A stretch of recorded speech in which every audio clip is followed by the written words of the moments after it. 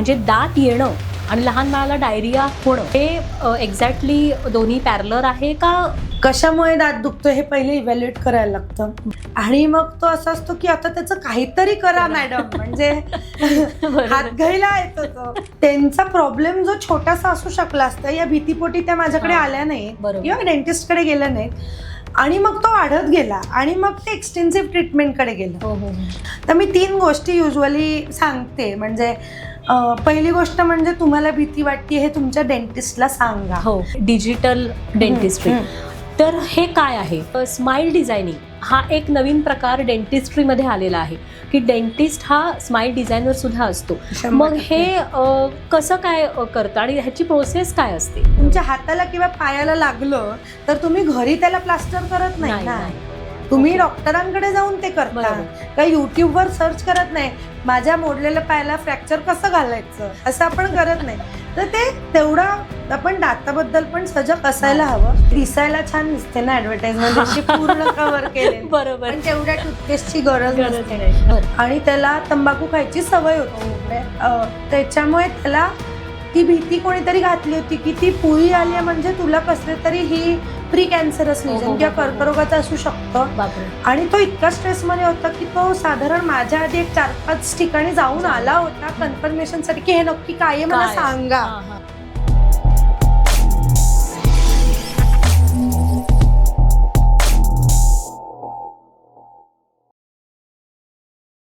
समीक्षा podcast या भागात तुमचं मनापासून स्वागत.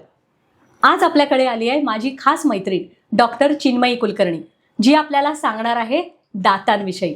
बरोबर ऐकलं, दातांविषयी आपण आज गप्पा मारणार आहोत. डेंटिस्ट आणि इम्प्लांट सर्जन अशी तिची ओळख आहे. खरं तर ती मूळची नाशिकची आणि गेली 8 वर्ष ती कोल्हापूरमध्ये आहे. कोल्हापूर डेंटल क्लिनिक हे तिचं स्वतःचं क्लिनिक आणि त्याच्यामध्ये डेंटल सर्जन म्हणून ती काम करते. सगळ्यात महत्त्वाचं म्हणजे CPRच्या दंत विभागाचा अनुभवसुद्धा तिच्याकडे आहे. तिचे मिस्टर डॉक्टर किरण कुलकर्णी यांच्यासोबत 5000हून जास्त पेशंटच्या दातांची तिनं काळजी घेतली आहे. आज आपण दातांविषयी समज, गैरसमज आणि बऱ्याच काही गोष्टी तिच्याकडनं जाणून घेणार आहोत. स्वागत करूया तिचं.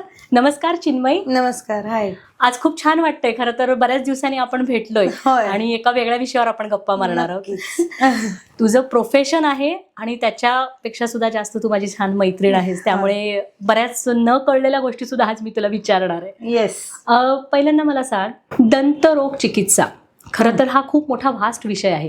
म्हणजे माझ्या दृष्टीनं जेव्हा छोट्या बाळाच्या तोंडात बोळक्यात म्हणतात आपण त्याला, लुकलुकता दात जेव्हा येतो तिथपासून तो कवडीपर्यंतचा जो प्रवास आहे ना, तो सगळा दंतरोग चिकित्सेमध्ये येतो. 100%. आणि ह्या सगळ्यांबद्दलच मला तुझ्याशी गप्पा मारायच्या आहेत आज. येस.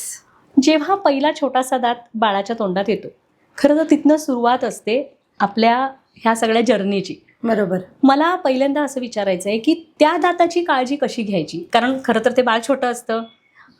आईंना सुद्धा कळत नाही बरेचदा ते तो घासायचा की काय करायचं. इथून आपण सुरुवात करूया आजच्या गप्पांना. येस. लहान मुलांचा पहिला दात हा 6व्या महिन्याच्या दरम्यान येतो. 6 ते 8 महिने साधारण या दरम्यान तो यायला लागतो. साधारण 90% वेळेला खालचा दात हा पहिल्यांदा येतो. खालचा दात आधी येतो.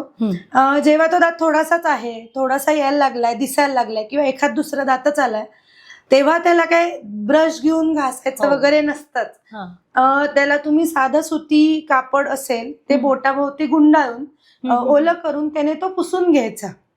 फक्त या वेळेला काळजी का जास्त घ्यायची असते, जेव्हा हळूहळू दात यायला लागतात या दरम्यान बाळ अजून दूध पित असतं, रात्री झोपताना दूध पित असतं किंवा खूप त्याचं बऱ्याच मिल्स ज्या असतात त्या मिल्क ओरिएंटेड असतात आणि दूध हे बऱ्याचदा कीड लागण्याचं कारण होऊ शकतं. म्हणून खूप दात येऊन मग काहीतरी किंवा आता काय दिसायला लागलेत आणि आता ट्रीटमेंट करूया असं करण्यापेक्षा जर तो पहिला दात येतो तेव्हाच आपण तो स्वच्छ ठेवायला सुरुवात केली की आपण ते मेंटेन करू शकतो.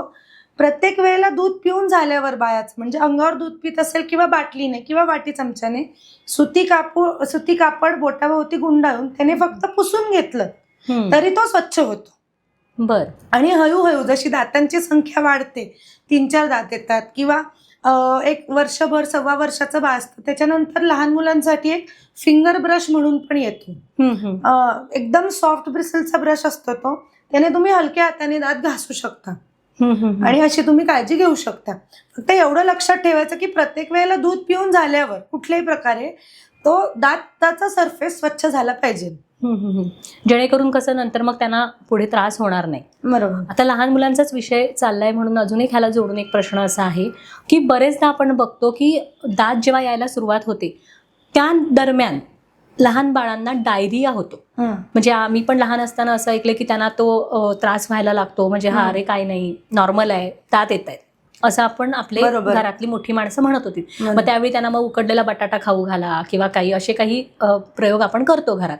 पण ह्याचा कितपत संबंध आहे? म्हणजे दात येणं आणि लहान बाळाला डायरिया होणं हे एक्झॅक्टली दोन्ही पॅरलर आहे का काही विषय आहे? दात येत असताना ना हिरड्या सळसळतात.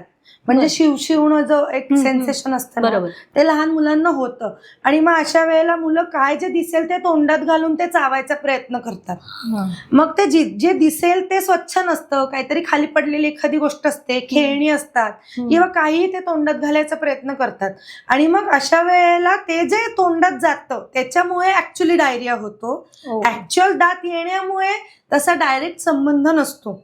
मग अशा वेळेला आपण काय करू शकतो की आपण काकडी थोडीशी फ्रीजमध्ये ठेवून ती थोडीशी थंड जर झाली तर ती आपण चावायला द्यायची. त्याने शिवशिवणं कमी होतं. किंवा हलक्या हाताने हिरडीला मसाज करणे त्याने शिवशिवणं कमी होतं. किंवा गाजर म्हणजे किंचित कडक गोष्टी ज्या असतात त्या थोड्याशा फ्रीजमध्ये ठेवायच्या आणि मग सॉफ्ट नाही होत, थंड होतात. आणि थंडाने नमिंग सेन्सेशन होतं. म्हणजे थोडं ते जे शिवशिवणं असतं त्याचं सेन्सेशन कमी होतं मुलांना त्याच्यावर ते चावल्याने. मग असं आपण केल्याने शिवशिवणं कमी होतं आणि मग बाकीच्या गोष्टी ते तोंडात घालणं कमी करतं. थोडक्यात जर्म्समुळे एक्झॅक्टली हा डायरिया होतो. म्हणजे डिरेक्टली दात येण्यामुळे नाही होत. तेव्हा ते जे काय तोंडात घालतात, खराब हात असतात, बोट पण चोखतात, ते हात कुठे कुठे लागलेले असतात, मातीचे हात असतात, खेळणी असतात, त्याच्यामुळे ते मोस्टली होतं. आता ज्यावेळी दात आता मोस्टली डेंटिस्टची पायरी लोक कधी चढतात की ज्यावेळी बाबा अगदीच दात दुखतोय, दात तुटलाय ऍक्सिडेंटली वगैरे, तर मग आपल्याला अत्यंतिक गरज जेव्हा असते तेव्हा आपण डेंटिस्टकडे जातो. त्याच्या आधी आपणहून कुणीही डेंटिस्टकडे जात नाही. मग हा जो प्रकार आहे ना, ज्यावेळी एखादा असा पेशंट तुझ्याकडे येतो तर त्यावेळी कशी तुझी वे ऑफ ट्रीटमेंट असते? म्हणजे ज्यावेळी आता समजा एखादा दात दुखतोय आणि तो आला तर ते एकतर तो मेंटली विस्कटलेला असतो कारण ते दुखत असतं फार. मग तो येऊन सांगणार की नाही माझा दात दुखतोय काय, मग ते औषध पेन किलर वगैरे तो बऱ्यापैकी घेऊन आलेला असतो. मग त्यावेळी तुझी वे ऑफ ट्रीटमेंट काय असते? म्हणजे तो दात काढूनच टाकायचा असतो की काही वेगळ्या ट्रीटमेंट्स असतात त्याच्यामध्ये? नाही, काढून टाकणे ही अगदी शेवटची स्टेप असते. कशामुळे दात दुखतोय हे पहिले इव्हॅल्युएट करायला लागतं. आणि जसं तू म्हटलीस की असह्य दाढदुखी असेल आणि रात्रभर जेव्हा 2 दिवस झोप येत नाही, 2 रात्री, तेव्हा तो माझ्याकडे येतो. बरोबर. आणि मग तो असा असतो की आता त्याचं काहीतरी करा मॅडम, म्हणजे हात घ्यायला येतो तो. तर तेव्हा इनिशियली इव्हॅल्युएशन करणं गरजेचं असतं. कशामुळे दात दुखतोय? दात दुखायची भरपूर कारणं असतात. दात तुटल्याने दात दुखू शकतो, दाताला कीड लागल्याने दात दुखू शकतो, किंवा मार लागलाय का कशाचा, काही ट्रॉमा आहे का, किंवा हिरडीत काही इन्फेक्शन आहे का, किंवा अक्कलदाढेचा काही इश्यू आहे का, कुठला दात दुखतोय, कशाने दुखतोय, हे सगळं बघायला लागतं. जे आम्ही क्लिनिकली पण बघतो आणि एक्सरे घेऊन पण आपण बघतो. आता तर ऍडव्हान्स डिजिटल एक्सरेज वगैरे आहे, त्याच्यामुळे तुम्ही लगेच एक्सरे काढू शकता इन हाऊस. तुम्हाला त्याच्यासाठी कुठे जावं पण लागत नाही. कुठल्याही डेंटल क्लिनिकमध्ये आपण ते करू शकतो, होतातच. तर डिजिटल एक्सरेवर आपल्याला दिसतं की का बरं हा दुखतोय आणि मग त्यानुसार त्याची लाईन ऑफ ट्रीटमेंट ठरवतो आपण. पण दात काढणे हे अगदी शेवटचा पर्याय असतो. मेन ऑब्जेक्टिव्ह कायम दात वाचवण्यावर असतो. कारण जी एफिशियन्सी नॅचरल दाताने येऊ शकते खाण्याची किंवा कुठल्याही गोष्टीची, ती आर्टिफिशियलने 100% नाही येत. आपण 99 पर्यंत पोहोचू शकतो पण 100 पर्यंत नाही पोहोचू. त्याच्यामुळे दात वाचवणं हे जास्त महत्वाचं आहे. मग त्याच्यासाठी there are lot of ways आणि मीन्स, म्हणजे भरपूर वेगळे ट्रीटमेंट असतात ज्याने आपण ते करू शकतो. पण पहिल्यांदा दात वाचवू कसा शकतो हेच आपण विचार करतो. बरोबर. आता दात वाचवायची जी प्रक्रिया आहे ना, त्याच्यामध्ये नॉर्मल म्हणजे कुठल्याही डेंटल क्लिनिकच्या बोर्डवर सुद्धा हा शब्द असतो, रूट कॅनल. बरोबर. मग ह्याच्याविषयी कसं होतात, रूट कॅनल म्हटल्यानंतर त्या 4-5 सेटिंग करा, त्या हो. डेंटिस्टकडे जावा, तेवढा हो. वेळ काढा आणि महत्वाचं म्हणजे वेदना सहन करा, होय, हा सगळा पार्ट येतो त्याच्यामध्ये. बरोबर. तर त्याच्याबद्दल मला सांग की आत्ता म्हणजे 20-25 वर्षापूर्वीच डेंटिस्ट्री आणि आत्ताची ह्याच्यामध्ये ट्रीटमेंटच फरक आहे. डेफिनेटली. मग रूट कॅनल ह्या भागामध्ये काय आपण नवीन ट्रीटमेंट देऊ शकतो की जेणेकरून त्याचा वेळही वाचेल, त्याच्या वेदनाही कमी होईल आणि त्याचा दातही वाचेल? बरोबर. रूट कनाल म्हणजे डेंटिस्ट, रूट कनाल, दात काढणे, या 3 शब्द साधारण सगळ्यांना माहिती असतात. म्हणजे बरोबर. इतकं प्रचलित आहे. रूट हो, कनाल हो. केलं, रूट कनाल करायला सांगितलं. तर रूट कनाल म्हणजे बेसिकली काय, तर जेव्हा दाताला लागलेली कीड ही दाताच्या नसेपर्यंत जाते, तेव्हा आपण ती दाताची नस स्वच्छ करतो आणि एका आर्टिफिशियल नसेसारख्या मटेरियलने ती फिल करतो, म्हणजे सील करतो, जेणेकरून तिथे पुन्हा इन्फेक्शन होऊ नये. बर. हे म्हणजे रूट कनाल. दाताला मुळे असतात, ती आपण स्वच्छ करतो. तर आता ह्याच्यामध्ये कसं असतं, पहिल्या सिटिंगला तुम्हाला फक्त भुलीची गरज असते किंवा खूप इन्फेक्शन असेल तर 2ऱ्या-3ऱ्या सिटिंगला. पण आता इतकी प्रगती झाली आहे, म्हणजे भरपूर ॲडव्हान्स गोष्टी आपल्याकडे आहेत.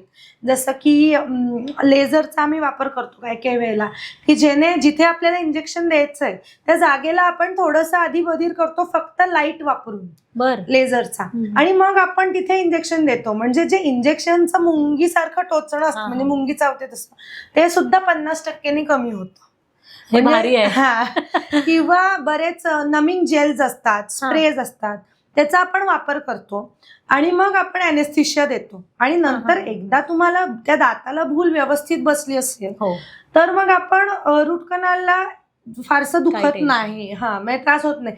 आणि जे तुम्ही म्हणलं 2-3 सिटिंग जे काही लागतात ते डिपेंड करतं दाताला इन्फेक्शन किती आहे आणि काय कारणामुळे आपण रूट कनाल करतोय.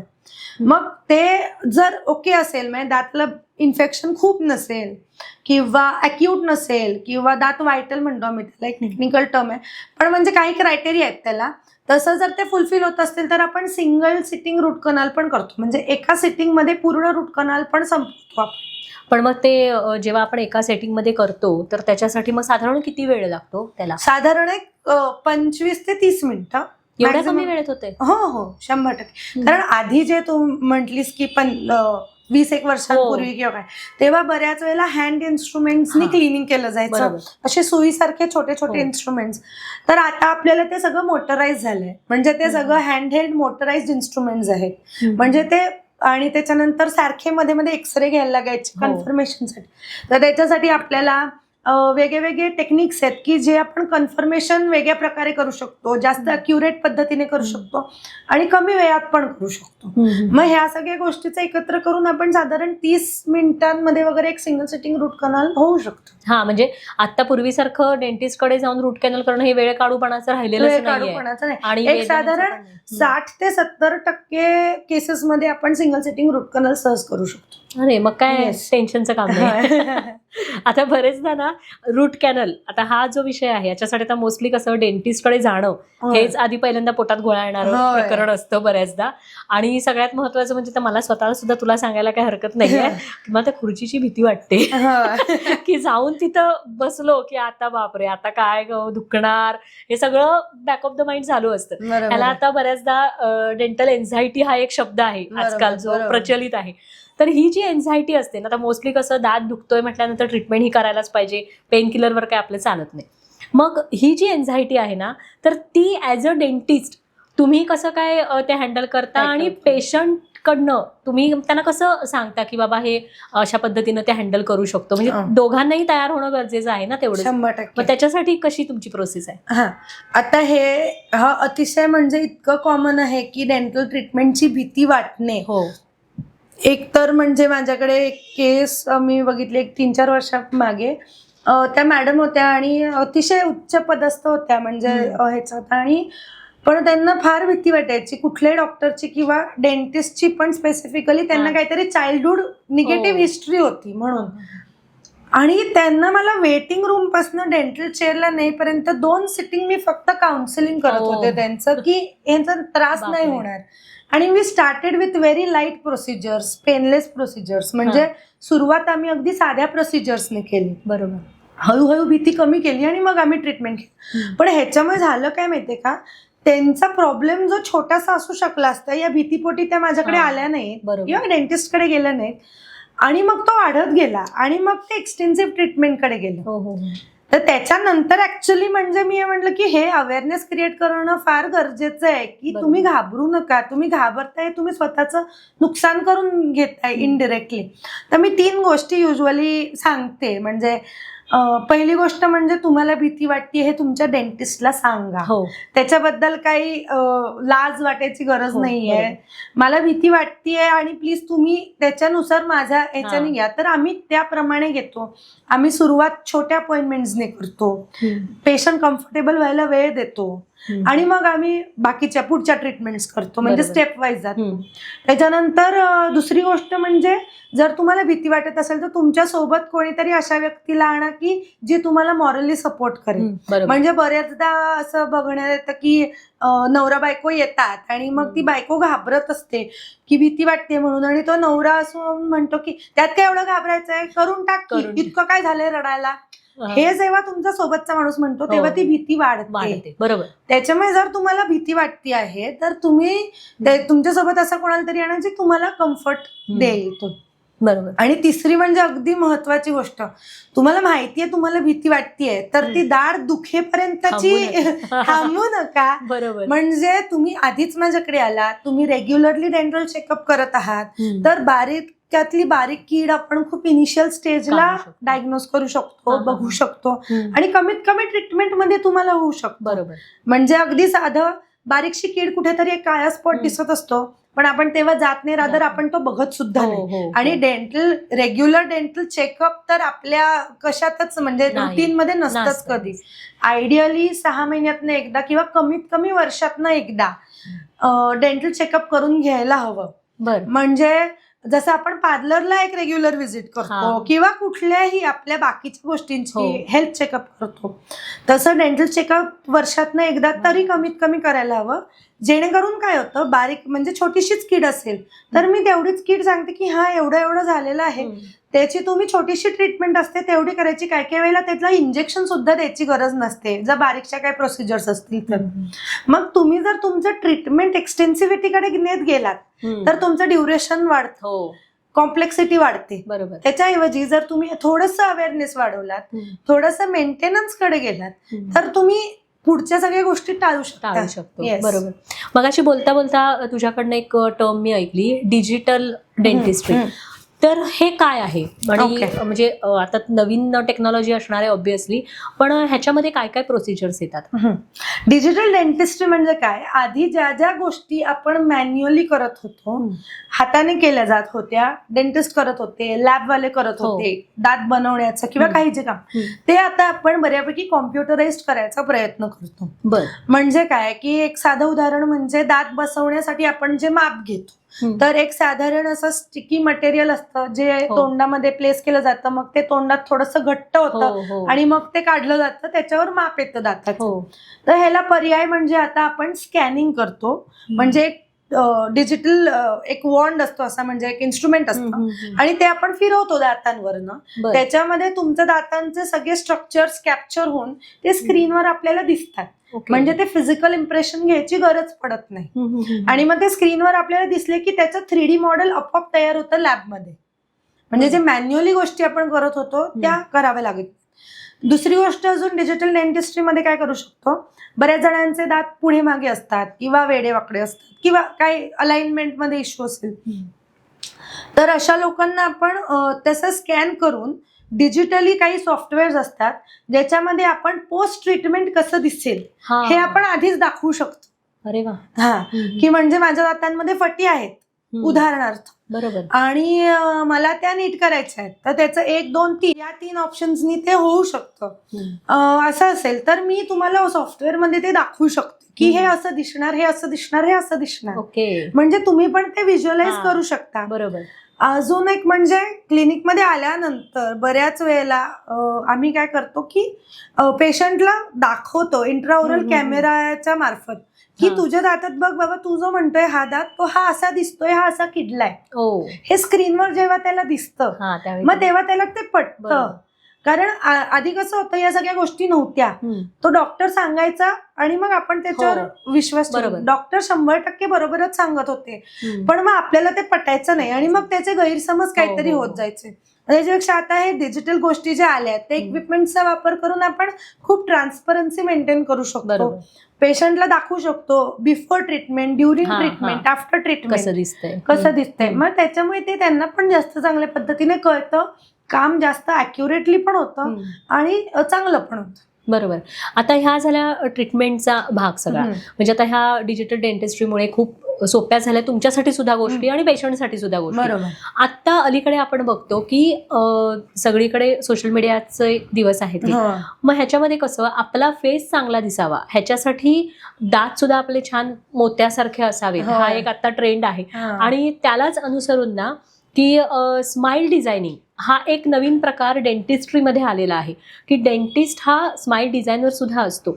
मग हे कसं काय करतं आणि ह्याची प्रोसेस काय असते? तर स्माइल डिझायनिंग वेगवेगळ्या, स्माइल डिझायनिंग ही खूप मोठी अम्ब्रेला आहे. ओके. म्हणजे त्याच्या आत खूप गोष्टी येतात. स्माइल डिझायनिंग मध्ये तुमचे दातांची अलाइनमेंट येते, दात पुढे मागे असतील ते मागे करणं येतं, बरोबर. दात वेडे वाकडे असतील ते सरळ करणं येतं. काय काय वेळेला गमी स्माइल असते, म्हणजे हसताना दात कमी दिसतात आणि हिरडी पण दिसते, मग ते पण करेक्शन येतं. त्याच्यामुळे या अम्ब्रेला अंडर बऱ्याच गोष्टी येतात, ते आपण वेगवेगळ्या प्रकारे पण करू शकतो. आधीची जी कन्व्हेन्शनली करायची पद्धत होती म्हणजे ब्रेसेसची ट्रीटमेंट, म्हणजे क्लिप लावून आपण दात सरळ करणे. आता त्याला पण खूप चांगले पर्याय आहेत. म्हणजे अलायनर्स म्हणून एक चांगला पर्याय असतो की जे असं एक ट्रान्सपरंट शीट असतं ते आपण घालून ठेवायचं आणि ते 1 दिवसाचे 20 तास वगैरे घालावं लागतं आणि त्याच्यामुळे तुमचे दात हलून अलाइनमेंट आपण करू शकतो आणि समोरच्याला कळत नाही की तुम्ही काहीतरी ट्रीटमेंट सुरू आहे. म्हणजे असे बऱ्याच वेळेला असं होतं ना की शाळेत असताना कधी लक्षच गेलं नाही दातांकडे, मग नंतर कामाला लागलो, करिअर वगैरे झालं, आता पैसे वगैरे आहेत आणि आता लक्ष गेले, आता मला छान दिसायचंय, पण मग तोपर्यंत 28-30 होऊन गेलेले असतात आणि पटकन मग असं होतं आता माझे दात हलतील का, किंवा दात सरळ करता येतील का, दात मागे घेता येतील का. तर या सगळ्या गोष्टी आपण अलायनर्सनी घेऊ शकतो. किंवा असं पण असतं, मी टीचर आहे किंवा मी कॉर्पोरेटमध्ये काम करतोय आणि मग ते ब्रेसेस लावलेली मेटॅलिक स्माइल मला नको आहे, पण तरी मला दात सरळ करून हवेत, मग याला काय पर्याय असू शकतो, तर मग आपण अलायनर्सने करू शकतो. किंवा लॅमिनेट्स, विनियर सारख्या डेंटल स्माइल डिझायनिंगचे वेगवेगळे टूल्स, त्याने पण आपण ते 100% करू शकतो. आता विथ ऑल दिस टूल्स आणि ऍडव्हान्समेंट आपण एज स्पेसिफिक किंवा असं काही राहिलं नाहीये. आपण ज्याला जशी हवी किंवा जशी सूट होईल, जी फंक्शनली आणि एस्थेटिकली चांगली दिसेल अशी स्माइल आपण देऊ शकतो.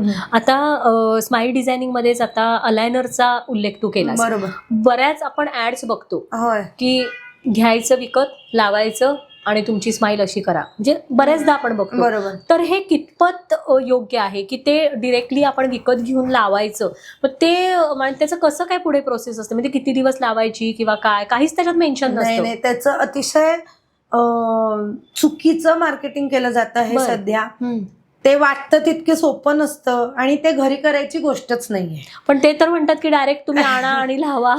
ते म्हणतात ते, पण ते जे वापरतायत त्यांच्याशी जर आपण बोललो तर त्यांचं नुकसान जास्त झालेलं आहे. अगदी आता मी कालच एक रील बघितली आणि त्याच्यात ती त्या एक पर्टिक्युलर कंपनीला ती म्हणत होती की तुम्ही हे एवढं सगळं प्रॉमिस केलं होतं आणि आता माझा फोनही कोणी उचलत नाही, किंवा त्याच्यानंतरचे काय कॉम्प्लिकेशन्स असतील हे हँडल करायला देर इज नो फेस, ते कोणी माणूस नाहीये, सुपरविजन नाहीये जो असायला हवा. जी ही अलायनरची ट्रीटमेंट असते त्याच्यामध्ये आपण ऍक्च्युली दात हलवतो आहोत त्याच्या पोझिशन पासून. बरोबर. तर हा विचार करा की माझ्या शरीराचा एक अवयव आहे आणि तो एका एक्सपर्टच्या शिवाय मी फक्त माझं अर्धवट नॉलेज वापरून ते मी करायचा प्रयत्न करतोय, तर ते कितपत बरोबर आहे. म्हणजे हे असा विचार केला तर तुम्हाला कदाचित पटेल. आणि त्याला सुपरविजन इतकं गरजेचं असतं. काही पेशंट्समध्ये तर अलायनर्स वापरताना मध्ये आपल्याला ट्रीटमेंट प्लॅन्स चेंज करावे लागतात, त्याची प्रोग्रेस कशी होतीये ते बघावं लागतं. मग जेव्हा तुम्ही ते फक्त ऑनलाईन ऑर्डर करताय तेव्हा हे सगळं कोण करणार? तिथे काही कॉम्प्लिकेशन झालं तर ते कोण निस्तरणार आहे? अगदी साधी गोष्ट म्हणजे कुठल्याही प्रकारची दाताची मुवमेंट जेव्हा आपण करतो त्याच्यानंतर त्याला रिटेनर लावावं लागतं, म्हणजे पोस्ट ट्रीटमेंट बर रिलॅप्स होऊ नये म्हणून, हम्म. म्हणजे पुन्हा आधीसारखे दात होऊ नयेत म्हणून. बरोबर. कारण आपण नॅचरली दातांची पोझिशन हलवली आहे, हो मग पुन्हा तसं होऊ नये म्हणून. तर मग हे रिटेनरचं तुम्हाला माहित आहे का? मग का तुम्ही बघता ते तिथे दिसतंय 6 ते 8 महिने तुमचे दात हो. असेचे असे दिसतील आणि म्हणून तुम्ही त्याला साइन अप करताय. तर अंडरस्टँड की it is a part of your body. तुमच्या हाताला किंवा पायाला लागलं तर तुम्ही घरी त्याला प्लास्टर करत नाही ना, तुम्ही ओके. डॉक्टरांकडे जाऊन ते करता. बरोबर. का युट्यूबवर सर्च करत नाही माझ्या मोडलेल्या पायाला फ्रॅक्चर कसं घालायचं, असं आपण करत नाही. तर ते तेवढा आपण दाताबद्दल पण सजग असायला हवं. आणि हे कशासाठी, एक 100 5 केसेस सक्सेसफुल होतात, पण 95% केसेस आमच्याकडे येतात त्या रिलॅप्स होऊन येतात, काहीतरी कॉम्प्लिकेशन होऊन येतात. आणि मग कॉम्प्लिकेशन निस्तरण्यापेक्षा तिथे न जाणंच बरं आहे. बरोबर आहे. म्हणजे आता हे जेव्हा हे मार्केटिंग सगळं सुरू झालंय त्याच्यानंतर आमच्याकडे रिट्रीटमेंट आणि रिलॅप्सच्या केसेस जास्त आहेत. अरे बाप. म्हणजे हे this is the dark side of it. तो एक काय फेज असतो, इट विल गो अवे जेव्हा लोक त्याच्याबद्दल जास्त अवेअर होतील. कारण ते दिसताना खूप सोपं दिसतं ना, सोपं दिसतं, पण त्याचं ऑब्झर्वेशन करायला ते मार्केटिंग त्यांनी तसं केलेलं आहे. कारण ते दिसताना इतकं सोपं दिसतं की ते ऑब्झर्व आणि करायला लागतं. हे तर कुठेही हे तुम्ही लक्षात ठेवलं पाहिजे की दात is an important vital part of your body. बरोबर. त्याच्यामुळे त्याला काहीही करणं हे अंडर एक्सपर्ट ऍडवायझरच व्हायला हवं. बरोबर. आता तू हिरडी रोग तज्ञ म्हणून सुद्धा काम करतेस. दातांची स्वच्छता, दातांची काळजी कशी घ्यावी की जेणेकरून ते दात पण व्यवस्थित मजबूत राहतील. बरोबर. दातांची काळजी घेण्यासाठी मी एक एकदम सोपं सांगते. आपले आजी आजोबा काका काकू जे एक साधारण आपल्या आई बाबांच्या किंवा त्याच्या आधीच्या पिढीतले होते, त्यांचं जर तुम्ही बघितलं ते जेवण झालं की खळखळून चूळ भरायचे. किंवा काही खाल्लं ती चूळ भरायचे, पाणी प्यायचे. आता आपण ते विथ आवर सोशल लाईफस्टाईल आणि सगळं ह्याच्यामुळे ते सगळं आपण राहून जातंय. आपण कुठेतरी बाहेर गेलेलो असतो किंवा आपल्याला लाज वाटते, आपण हॉटेलमध्ये चूळ कशी भरणार. बरोबर.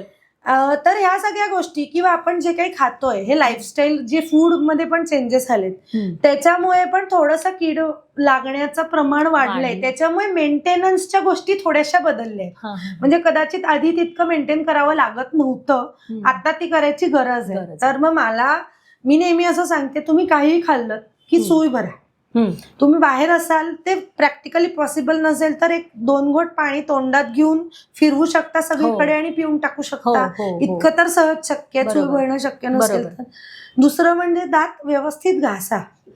दात घासले नीट तुम्ही आणि दिवसातनं 2दाच घासायचे. दात स्वच्छ ठेवायचे म्हणून दिवसातनं 4 किंवा 5 वेळा घासून तुम्ही काही अजून चांगलं करणार नाही. त्याच्यामुळे 2दा दात घासणं व्यवस्थित आहे. काही खाल्लं तर चूळ भरा. चिकट पदार्थ खाल्ल्यावर आठवणीने चूळ भरा. बरोबर. चिकट आणि गोड खाल्ल्यावर. आणि वर्षातनं एकदा डेंटिस्टला हाय हॅलो करून या. एवढं जरी तुम्ही केलं तिन्ही, आणि ते सफिशियंट आहे to maintain good oral health. Oral hygiene maintenance मध्ये दातांसोबत जिभेची आणि ह्याची पण आपण काळजी घ्यायला हवी. तर ब्रशिंग नंतर टंग क्लिनिंग जो भाग आहे तो सुद्धा आठवणीने करायला हवा. जीभ स्वच्छ करायला हवी आपली. तर तुमच्या नॉर्मल ब्रशच्या मागे पण जे छोटे छोटे डॉट्स असतात ते टंग क्लिनिंग साठी असतात. ते फक्त छान दिसावं म्हणून नसतं. तर ते आपण टंग क्लिनिंग त्याने करायला हवं. त्याच्याने पण आपलं ओरल हायजीन मेंटेनन्स चांगल्या प्रकारे होऊ शकतं. आता तू मौखिक आरोग्याबद्दल सांगितलंस. मला एक असा प्रश्न आहे की MDS तू केलेस. होय. तर MDS हा डेंटिस्ट्रीमध्ये भाग आहे हा मला माहिती नव्हता ऍक्च्युली. मी तुझं प्रोफाईल वाचलं त्यावेळी म्हटलं ना MDS केलंय. मग MDS कशात केलंयस वगैरे ते जरा मला सांग. जसे हाडाचे डॉक्टर वेगळे असतात किंवा पोटाचे डॉक्टर वेगळे असतात, लहान मुलांचे डॉक्टर वेगळे असतात, त्यांची डिग्री MBBS नंतर MD असतात. ते त्या स्पेशलायझेशन त्यांनी केलेलं असतं. तसं डेंटिस्ट्रीमध्ये पण 9 स्पेशालिटीज आहेत. 9. तर त्यातल्या एका स्पेशालिटी त्याच्यात मी MDS केलं. MDS ही आमची पोस्ट ग्रॅज्युएट डिग्री आहे. माझं स्पेशलायझेशन झालंय हिरडी रोग तज्ञ आणि इम्प्लांटॉलॉजी मध्ये. बर. तर तशा वेगवेगळ्या स्पेशालिटीज आहेत. म्हणजे कॅप ब्रिज क्राऊन करण्याची एक वेगळी स्पेशालिटी आहे, प्रोस्थेटिक्स म्हणतात त्याला, प्रोस्थोडॉन्टिस्ट. किंवा रूट कनालचे एंडोडॉन्टिस्ट असतात, किंवा जे ब्रेसेस वगैरे लावतो त्याचे ऑर्थोडॉन्टिस्ट असतात. असे वेगवेगळ्या स्पेशालिटीज आहेत. माझी त्यातली हिरडी रोग तज्ञ आणि ओरल इम्प्लांटोलॉजिस्ट आहे. म्हणजे BDS चे 5 वर्ष झाल्यानंतर 3 वर्ष आम्ही फक्त या आमच्या स्पेशलायझेशनचा अभ्यास करतो आणि तेच पेशंट्स ट्रीट करतो, जेणेकरून त्यात आमची मास्टरी डेव्हलप होते आणि ते पर्स्पेक्टिव्ह पण एक चेंज होतो. मग आता रोजच्या आयुष्यात आपण हिरड्यांची काळजी कशी घ्यायची? म्हणजे आता आपण चूळ भरायचं तू सांगितलंस, किंवा दात 2दा ब्रश करायचे वगैरे, पण हिरड्यांकडे मोस्टली दुर्लक्ष होतं आपलं. हिरड्यांची काळजी म्हणजे तुम्ही दात व्यवस्थित ठेवले, स्वच्छ ठेवले तर एक 70% काम होतं. जर तुमच्या हिरडीतनं कुठे रक्त येत असेल किंवा हिरडी लालसर झाली असेल तर या गोष्टी असतील तर त्या तुम्ही दुर्लक्षित न करणे, म्हणजे तुम्ही एक प्रकारे हिरड्यांची काळजी घेता. तुम्ही रेग्युलर ओरल हायजीन मेंटेन करत असाल तर इनडिरेक्टली तुम्ही हिरड्यांची पण काळजी घेत आहात. पण बऱ्याच वेळेला ब्रश केल्यानंतर थोडंसं रक्त येतं किंवा लालसरपणा येतो हिरड्यांना, असं काही असेल तर दीज आर द साइन्स की तुमच्या हिरड्यांना काहीतरी बारीकचं इन्फेक्शन आहे आणि त्याला ट्रीटमेंटची गरज आहे. तो फक्त अवेअरनेस आपण ठेवला पाहिजे. मग ज्यावेळी आपण चूळ भरतो, आपण नॉर्मल पाण्याने चूळ भरतो, बरेचदा असं मी ऐकलंय की रोज रात्री झोपताना ब्रश करायचं आणि ब्रश झाल्यानंतर माउथ वॉश ते वापरायचंच आहे. मग हे कितपत खरं आहे की माउथ वॉश आता आपण रोजच्या रोज तर नाहीच थोडी माउथ वॉश न चुळा भरत, मग ते गरजेचं आहे का दातांच्या स्वच्छतेसाठी? माउथ वॉश हे ऍडिशनली तुम्हाला ओरल हायजीन मेंटेनन्सला मदत करतं. म्हणजे ब्रश केलाय आणि मग तुम्ही माउथवॉश वापरता हे टू फ्रेश फील करण्यासाठी, किंवा काही काही माउथवॉश अँटीबॅक्टेरियल पण असतात काही प्रमाणात, तर त्या वेळेला ते वापरणं. पण रेग्युलरली फक्त मेंटेनन्ससाठी माउथवॉश आम्ही रेकमेंड नाही करत. तुम्ही ब्रशिंग नीट करत असाल आणि ओकेजनली तुम्ही काही दिवस माउथवॉश वापरताय तर दॅट इज सफिशियंट. माउथवॉश सुद्धा त्याच्यात प्रकार असतात, त्याच्यामुळे ते पण सलग फक्त स्वतः मला हे मी कुठेतरी ऍडव्हर्टाईज मध्ये बघितलंय म्हणून ते रोज वापरणं, त्याचे पण काही दुष्परिणाम आहेत. त्याच्यामुळे रोज मेंटेनन्ससाठी 2दा ब्रश करणे आणि चूळ भरणे हे सफिशियंट आहे. माउथवॉश हे as and Wien needed the dentist can recommend. आणि आता चूळ भरायची किंवा ब्रश करायचा, ठीक आहे, मग ब्रश करताना आता काही लोक मी बघते ना, अगदी म्हणजे ते फास्ट मध्ये आवरायचं काम असतं, ते दिवसाच्या दिनचर्येतलं की फटाफट आवरायचं, तर पटकन ब्रश करायचं आणि निघायचं. मग ब्रश करणं हे आता 2 प्रश्न आहेत ऍक्च्युली ह्याच्यामध्ये, की ब्रश कुठला वापरायचा, पेस्ट कुठली वापरायची, आणि ब्रश किती वेळ करायचा. म्हणजे कोण 2 मिनिटात करते, कोण 3 मिनिटं, कोण अगदी 5 मिनिटं पण समाधी लागते बऱ्याच जणांची. तर मग ते कसं मेंटेन करायचंय रोजचं? ब्रश करताना ब्रश पहिले वापरायचा तो मीडियम किंवा सॉफ्ट ब्रिसलचा वापरायचा. ब्रशचे जे दोरे हे असतात, ब्रिसल्स असतात, तर त्याच्या मागे लिहिलेलं असतं प्रत्येक ब्रशच्या मागे ह्याचे ब्रिसल्स कुठल्या प्रकारचे. त्याच्यामध्ये मीडियम किंवा सॉफ्ट ब्रिसलचा ब्रश हा वापरला गेला पाहिजे. आणि पावडर वापरायची नाही, पेस्टच वापरायची, दंतमंजन नाही, टूथपेस्ट वापरायची, कुठलीही वापरा, त्याने फरक पडत नाही. ते एक क्लिनिंग एजंट आहे. बरोबर. पेस्ट आणि ब्रश ह्याची तुम्ही दात स्वच्छ करू शकता. दात घासताना भांडी असल्यासारखे दात घासायचे नाही आहेत, दात स्वच्छ करायचे आहेत. त्याच्यामुळे ते 5-5, 10-10 मिनिटं दात घासू नका, त्याने त्याचे दुष्परिणाम होऊ शकतात. दाताचं वेअरिंग ऑफ जास्त होतं. दात हे तुम्ही साधारण 120 सेकंड्स म्हणजे 1.5 ते 2 मिनिटं हा वेळ सफिशियंट असतो दात घासायला. वरचे दात घासताना नुसतं आडवं ऍडव्हर्टाईज मध्ये जसं दिसतं तसं दात न घासता वरचे दात घासताना वरून खाली या मोशन मध्ये, आणि खालचे दात घासताना खालून वर या मोशन मध्ये क्लीन झाले पाहिजे. दुसरं म्हणजे दात घासताना बऱ्याच वेळेला फक्त बाहेरच्या दाताचे सरफेसेस ब्रश होतात, कारण तेच बाहेर दिसतात. तर असं न करता दाताला 3 सरफेस ढोबळमानाने मी सांगू शकते. एक बाहेरचा, एक आतला म्हणजे टाळूच्या बाजूचा किंवा जिभेच्या बाजूचा, आणि एक वरचा ज्याच्यावर आपण चावतो. असे 3 सरफेस, हे 3ही सरफेस क्लीन झाले पाहिजे, स्वच्छ झाले पाहिजे. त्याच्यामुळे आपला ब्रश या प्रत्येक दाताच्या 3ही सरफेस वरनं फिरतोय का ह्याची काळजी घ्यायला हे तुम्ही फक्त बघायला हा, हवंय. बरोबर. ओके. आणि सुरुवातीला मी असं बऱ्याचदा सांगते, म्हणजे माझी एक सवय आहे की जेव्हा मी कुठल्याही पेशंटचं दात स्वच्छ करून देते किंवा प्रोफेशनली क्लीन करते किंवा काही ट्रीटमेंट करते बरोबर. दॅट मॅटर, शेवटच्या अपॉइंटमेंटला मी ब्रशिंग टेक्निक डेमॉन्स्ट्रेट करते की असं हा. असं तुम्ही ब्रश करायला हवंय, जेणेकरून तुम्हाला माझ्याकडे फारसं सारखं सारखं यायला नको. हा. तर हे करताना मी सांगते त्यांना की असं असं ब्रश करा. शिवाय सुरुवातीला ब्रश करताना आरशात बघून ब्रश करा. ब्रश सुरू करताना शेवटच्या दाढेपासून ब्रश करायला सुरुवात करा. आपण समोरनं ब्रश समोरनं. करतो आणि मग मागेपर्यंत काय काय वेळेला तो ब्रश जातच जात नाही. पण नाही, कारण घड्याळाचा काटा पुढे गेलेला असतो आणि मागच्या दाढ्या तशाच राहतात. होय. तर ब्रश करताना आरशात बघून ब्रश करा. एक आठवडाभर तुम्ही आरशात बघून ब्रश बरोबर. केला आणि प्रत्येक दातावरनं ब्रश फिरतोय हे सबकॉन्शियसली तुमचं डोकं लक्षात ठेवतं आणि मग तुम्ही आपोआप तसं करायला लागता.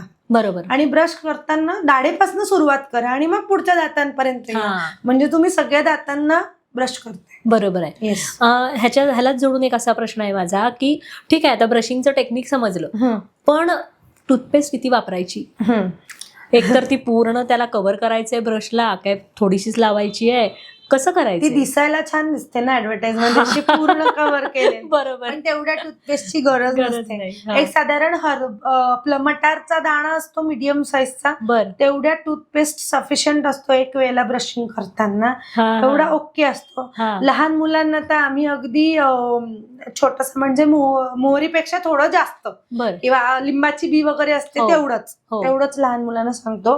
मोठ्यांसाठी मटारचा एक मोठा दाणा आहे तेवढं सफिशियंट आहे. ब्रश भर टूथपेस्टची गरज नसते. हा. आणि दॅट इज ओके. आणि पेस्ट पण अमुकच वापरली पाहिजे, तमुकच वापरली पाहिजे असं काही नसतं. पेस्ट हा फक्त स्वच्छ करण्यासाठी वापरलं जाणारं मीडियम आहे. बर. त्याच्यामुळे त्याच्यामध्ये एखादी गोष्ट घातली म्हणून ती सुपिरियर होते असं नसतं. मंजन वापरू नका, कुठलीही पेस्ट वापरली तरी चालेल. मंजन का वापरू नका असं म्हणतेस तू? मंजननी अब्रेशन जास्त होतं, म्हणजे दाताचा सरफेस ना काय काय वेळेला वेअर ऑफ होतो, म्हणजे वरच्या लेअरला घासलं जाण्याची शक्यता असते. तुम्ही किती घासताय हे तुम्हाला कधी कधी कळत नाही आणि मग तो वरच्या इनॅमल सरफेसला काय काय वेळेला अब्रेशन होऊ शकतात, त्याने सेन्सिटिव्हिटी होऊ शकते किंवा त्याने ते इरोड होऊ शकतं. आम्ही त्याला वेअरिंग ऑफ म्हणतो वरचा सरफेस. तर मंजन न वापरता कुठलीही पेस्ट वापरली तरी. पण काही काही मंजन अशी एकदम सॉफ्ट पावडर असते, एकदम सॉफ्ट असते, म्हणजे आपली फेस पावडर असते तशी, मग त्याचा पण त्रास होतो दाताला? नाही, मंजन नाहीच सांगत मी, वापरू नका. कारण तुम्ही किती फोर्स लावून ब्रश करताय हे तुम्ही इव्हॅल्युएट करू शकता का? तुम्ही किती वेळ ब्रश करताय एखाद्या दाताला हे तुम्ही नाही इव्हॅल्युएट करू शकत ऍट युअर एंड. त्याच्यामुळे सर्वसामान्यपणे मंजन न वापरता ब्रश आणि पेस्ट हे तुमचं रुटीन असलं पाहिजे. बरोबर आहे. ठीक आहे. आता डेंटिस्ट म्हणून तू बरीच वर्ष काम करते, बरेच वेगवेगळे पेशंट तू ट्रीट केलेले आहेत. काही पेशंट असे असतात की त्यांना काही व्यसनं असतात. बरोबर. मग ते असे पेशंट, त्यांच्या दातांवर मोस्टली रेड कलरचा लेअर हा असतोच. मग असे पेशंट जेव्हा तुझ्याकडे येतात की बाबा दात दुखतोय, तर एकतर ते थोडंसं ते समजून घ्यायच्या मनस्थितीत नसतात की बाबा त्याच्यामुळे हे होते, तर हे पेशंट कसे ट्रीट करतेस? आणि ह्याच्यामुळे होणारे काही कर्करोगासारखे मोठे आजार आहेत, तर ते ॲज अ डेंटिस्ट तुला आधी कळतं का की ही लक्षणं ही अशी असू शकतात आणि ह्याला जास्त डायग्नोस करायची गरज आहे? हे दोन्ही प्रश्न मला जरा विचारायचे. बरेच जण असतात आणि त्यांच्यामध्ये अवेअरनेस कमी असतो. कारण ह्या सगळ्या सवयी असलेले जी लोक असतात, निग्लिजन्स खूप असतो किंवा मला ही सवय आहे, मी ती बंद करू शकत नाही, मी डेंटिस्ट कडे गेल्यावर ते मला बंद करायला सांगतील म्हणून सुद्धा बऱ्याच वेळेला माझ्याकडे ते येत नाही. अशांना आता मी एक रिसेंट सांगते केस. एक साधारण 28-30 वर्षाचा माणूस असेल आणि संडे होता त्या दिवशी, पण सकाळपासून मला फोन येत होता की मॅडम आज सुरू आहे का क्लिनिक किंवा येणार आहात का, दाखवायचंय वगैरे. आणि मी म्हटलं काय त्रास होतोय सांगा आज. तर नाही तुम्ही या एकदा बघा. म्हणजे मी त्याच्यासाठी क्लिनिक उघडलं आणि बघितलं, तर त्याला गालाच्या इथे एक छोटासा पुळी आली होती आणि त्याला तंबाखू खायची सवय होती.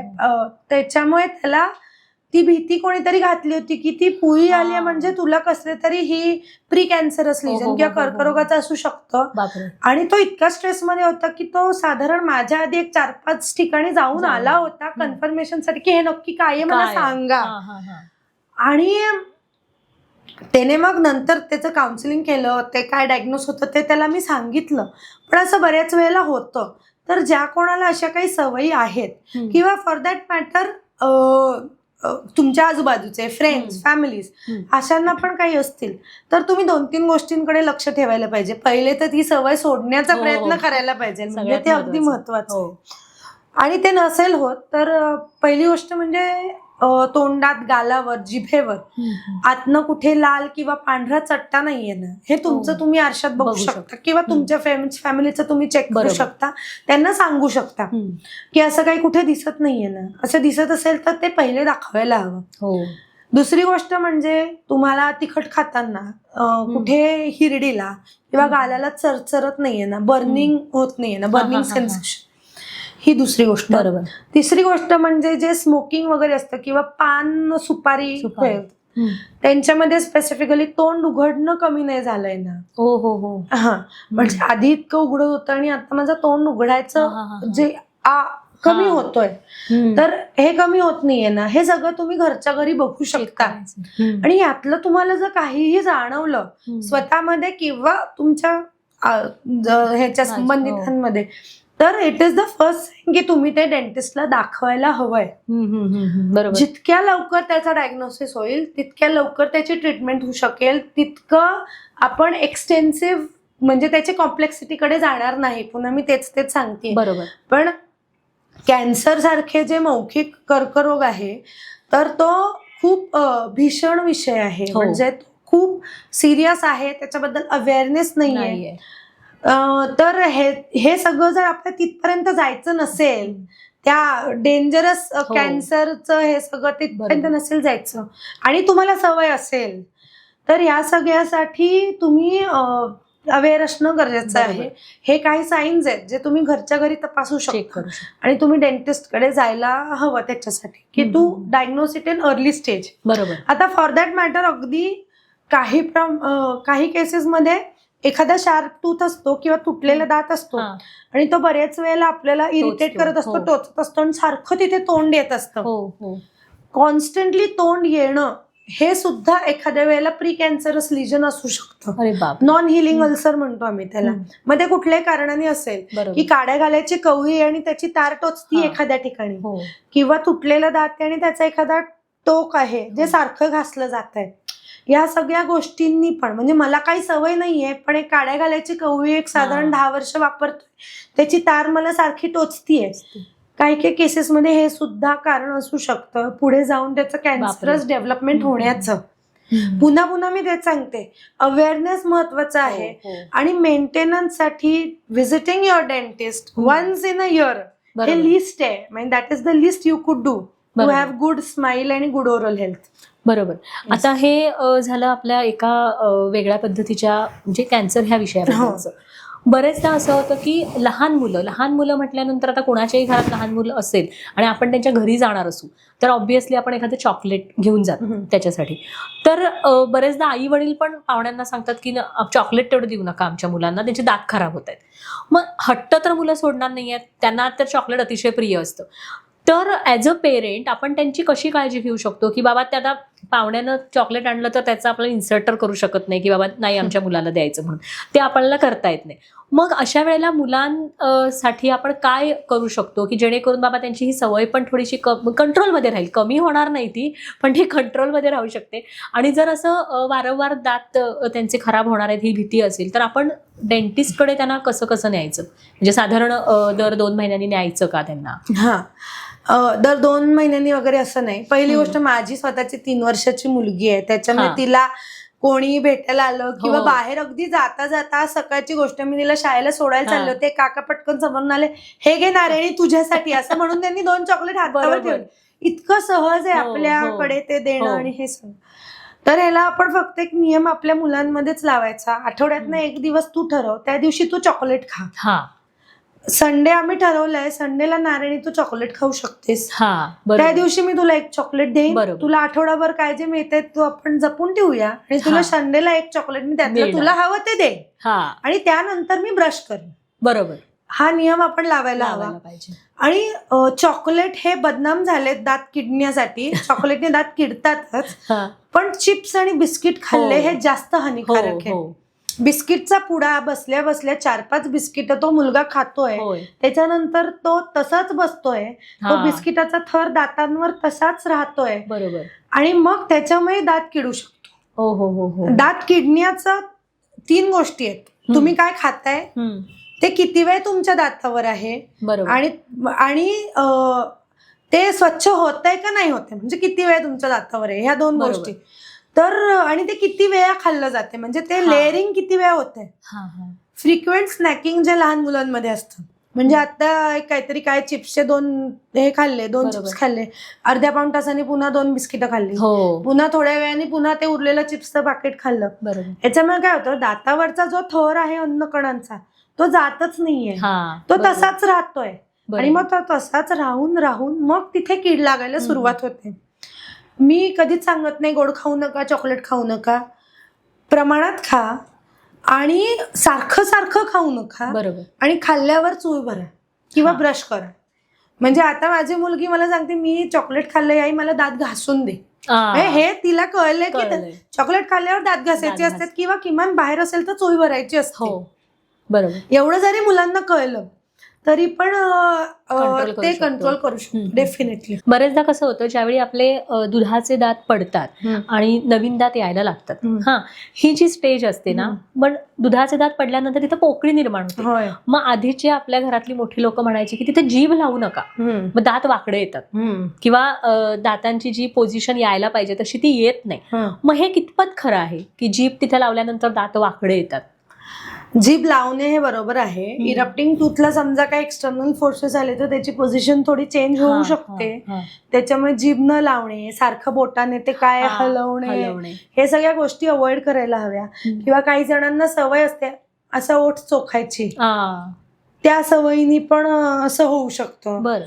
किंवा थंब सकिंग असतं, अंगठा चोखायची, या सगळ्या गोष्टींनी पण दाताची अलाइनमेंट चेंज होऊ शकते. आणि त्याचं प्रमाण व्हॅरी करतं इन एव्हरीबडी, काय सिच्युएशन आहे, पण some way or the other indirectly ते अफेक्ट करतं. बरोबर. आणि ज्यावेळी हे दात येत असतात त्या बऱ्याच केसमध्ये असं म्हणजे बघितलंय की एका दातावर दुसरा दात येतो छोटासा, पण तो असतो तिथे, त्यामुळे चेहऱ्याची आपल्या जबड्याची ठेवण चेंज होते. बरेचदा ते खूप छान सुद्धा दिसतं, काही काही लोकांमध्ये ते खूप क्यूट दिसतं त्यांचं स्माईल त्याच्यामुळे.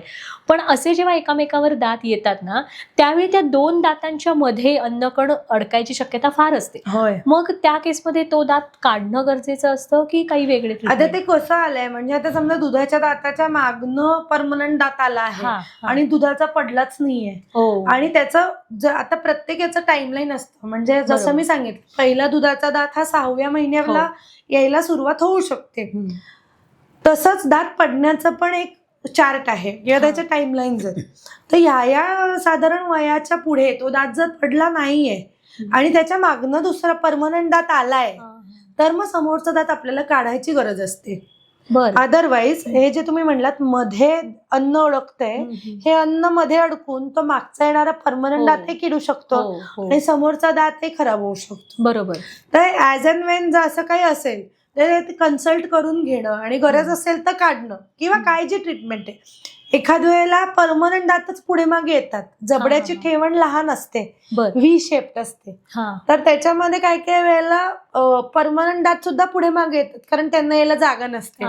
मग ह्याला आपण ब्रेसेसची किंवा अलाइनमेंटची ट्रीटमेंट करून ते एका लाईन मध्ये करू शकतो. आपण 18 वर्षाचे होतो, 20 वर्षाचे होतो, आपल्या परमनंट दाताबरोबर सर्व्हाइव्ह करायला शिकलेलो असतो.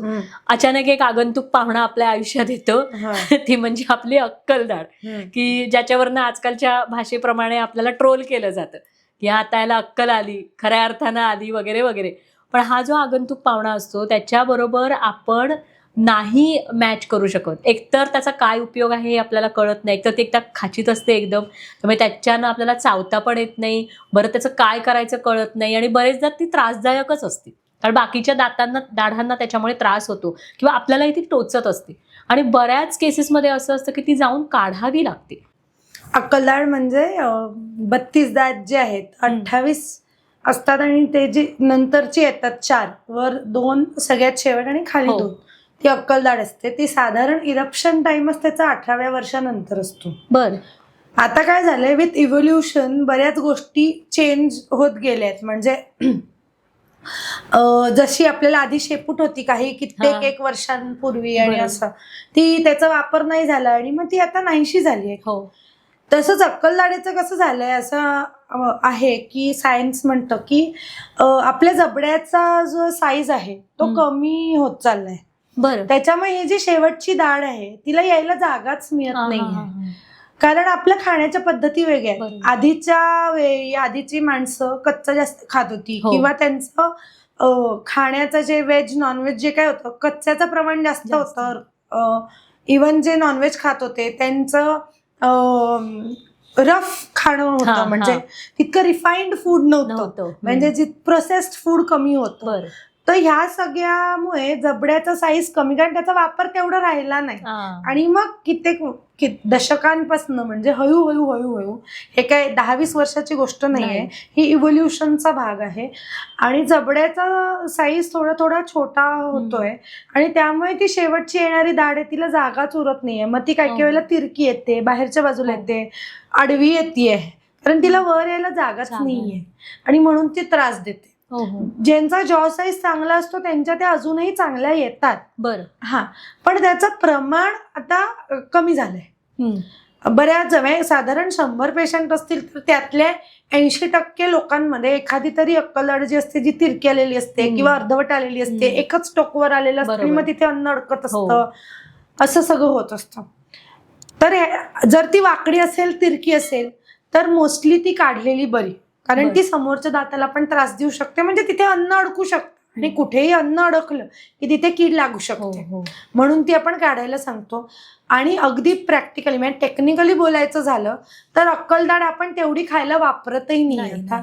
त्याच्यामुळे त्याचा फंक्शनॅलिटी पण प्रमाण कमी झालंय. त्याच्यामुळे ती काढली तरी काही फरक पडत नाही. म्हणजे ती तोंडात नुसती ठेवायची आणि त्याने दुसऱ्या दाताला त्रास होण्यापेक्षा किंवा आपल्याला त्रास होण्यापेक्षा ती काढलेली बरी. हा एक साधारण ट्रीटमेंट मोडॅलिटी म्हणून आपण सांगतो. आता दात किंवा दाढ काढायचा विषय आता चालू आहे म्हणून मी ह्याला जोडून एक प्रश्न विचारते.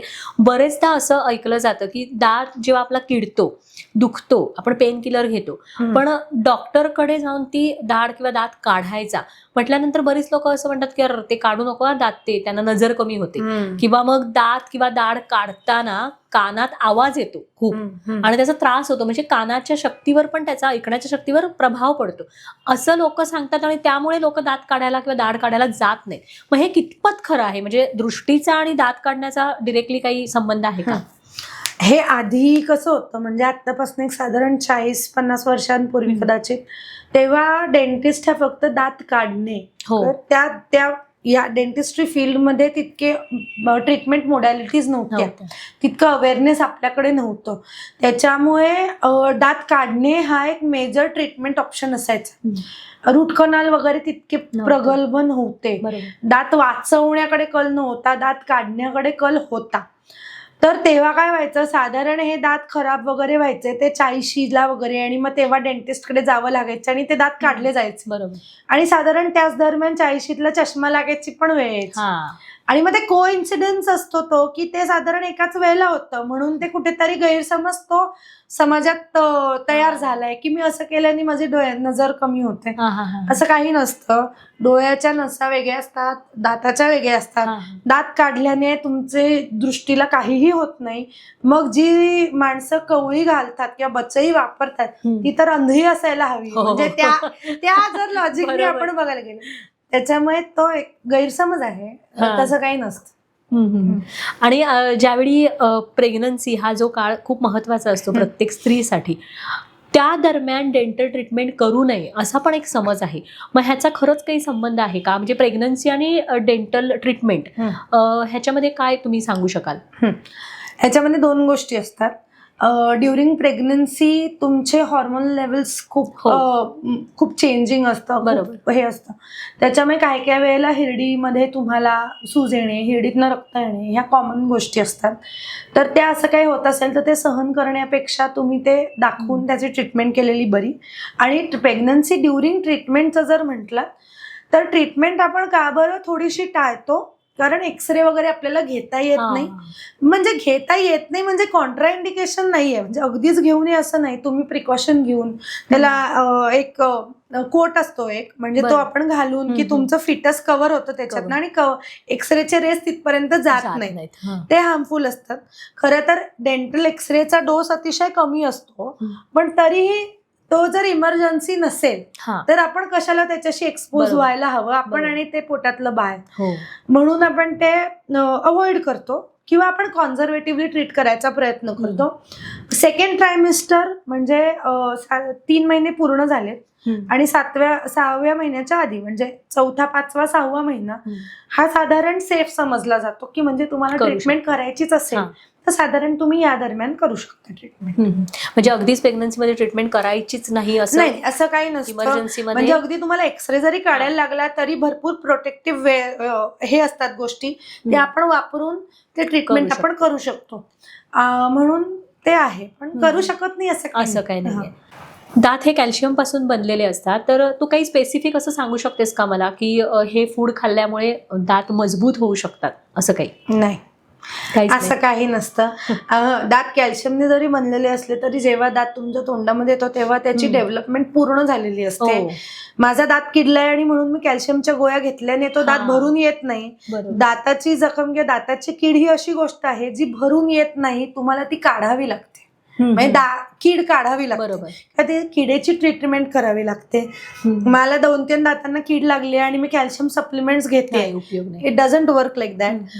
दात जे आहेत ते डेव्हलप होऊनच इरप्ट होतात आणि त्याच्यानंतर त्याच्यावर फार काही परिणाम होत नाही हे एक्सटर्नल गोष्टीचा. त्याच्यामुळे असं कुठलीच गोष्ट नाही आहे ज्याच्याने दाताची कीड लागली आणि ती बरी होईल.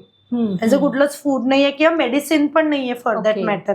You have to treat it. त्याच्यावर इलाज, त्याच्यावर काम केलं पाहिजे तरच ते बरं होणार आहे. बरोबर आहे. आता फूड वरनच मी विचारते की लहान मुलांना जेव्हा आपण भरवतो, म्हणजे भात जेवायचं जेव्हा त्यांचं वय होतं की त्यानंतर आपण दूध भात किंवा वरण भात अशा गोष्टी काही हे करतो, मग त्या वयात आपण हे फूड त्यांना देऊ शकतो का, की पुढे जाऊन त्यांना ही कॅल्शियम इफिशियन्सी येऊ नये किंवा दात त्यांचे पुढे जाऊन दीर्घकाळ टिकावे, त्याच्यासाठी लहान मुलांना देऊ शकतो का आपण फूडमध्ये? नाही, म्हणजे ज्यावेळी त्यांचे परमनंट दात यायच्या आधीची स्टेज विचारते नाही. त्याने असं काही डिरेक्टली अफेक्ट नाही करत. इनडिरेक्टली तुम्हाला जर न्यूट्रिशनल डेफिशियन्सी सिस्टमिकली असतील तर त्याचा अफेक्ट म्हणजे त्याचा परिणाम पडू शकतो. पण असं डिरेक्टली तेव्हा अमुक दिल्याने त्याचे भविष्यात दात किडणार नाहीत असं होऊ शकत नाही. कारण दात किडण्याचं मुख्य, मी जसं मगाशी पण म्हटलं, दात किडण्यासाठी मुख्य 3 गोष्टीच आहेत. तुम्ही काय खाता आहात, ते तुमच्या दातावर किती वेळ राहत आहे आणि ते कितीदा राहतंय. बरोबर. म्हणजे फ्रिक्वेन्सी, टाइम आणि ड्युरेशन. दातावर अन्नकण असण्याची फ्रिक्वेन्सी किती आहे, दिवसातनं 10 वेळा 15 वेळा.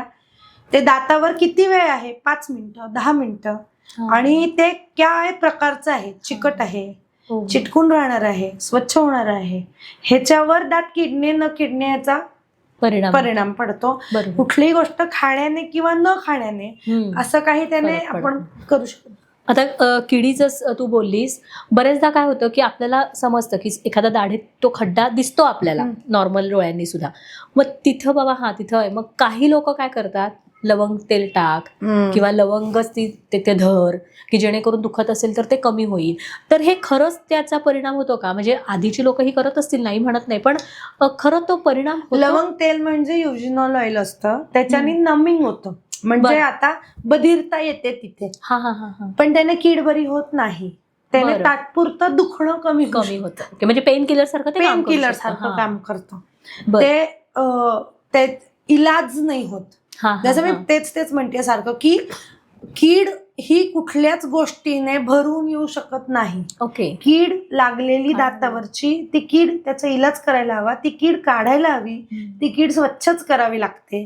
कुठल्याही प्रकारचं तेल, विक्स, औषध, झेंडूबाम, टायगर बाम म्हणजे कुठल्याही प्रकारचे बाम बरोबर. किंवा कुठल्याही प्रकारचे वापरू शकतो. ऑइंटमेंट ह्याने ती बरी होत नाही. बरेचदा कसं कीड लागल्यानंतर आपण हे सगळे उपाय करत असतो. हा, मग हे जे कीड लागण्याचं प्रमाण आहे ते आपण कसं, म्हणजे प्रत्येक माणसाप्रमाणे वेगळं असतं का सवयींमुळे ते होतं? सवयी हा मेजर फॅक्टर असतो. तुमच्या खाण्याच्या सवयी, तुमच्या दात स्वच्छ ठेवण्याच्या सवयी आणि माणसानुसार पण असतो. केरीज इंडेक्स काही जणांचा हाय असतो. तुमची लाळ किती तयार होती, तुमची लाळ वॉटरी आहे का, थिक आहे का, ह्याच्यावर पण काही वेळेला काही जणांना लाळ कमी येते, जरा आम्ही झेरोस्टोमिया म्हणतो. अशा ह्याच्यामध्ये केरीज इंडेक्स हाय असतो, म्हणजे दातांना कीड लागण्याचं प्रमाण जास्त असतं. तर एक साधारण 10 ते 20% पॉप्युलेशन मध्ये या काही बाकीच्या गोष्टी पण मॅटर करतात की ज्याच्यामुळे तुमचा केरीज इंडेक्स हाय असू शकतो. आम्ही काही जणांना फ्लोराईड ट्रीटमेंट पण रेकमेंड करतो. फ्लोराईड ट्रीटमेंट म्हणजे एक प्रिव्हेंटिव्ह ट्रीटमेंट आहे. तर ज्याच्यामध्ये एक फ्लोराईड नावाचं केमिकल आहे, घटक आहे, जो आपण दातांवर अप्लाय करतो. त्याने दात किडत नाही असं नसतं, पण दात किडण्याचं प्रमाण आपण थोडंसं कमी करू शकतो. की आता लक्षात आलंय की खूप दात किडत आहेत किंवा ब्रेसेसची ट्रीटमेंट करणार आहे आणि मग ब्रॅकेट्स लावणार आहे.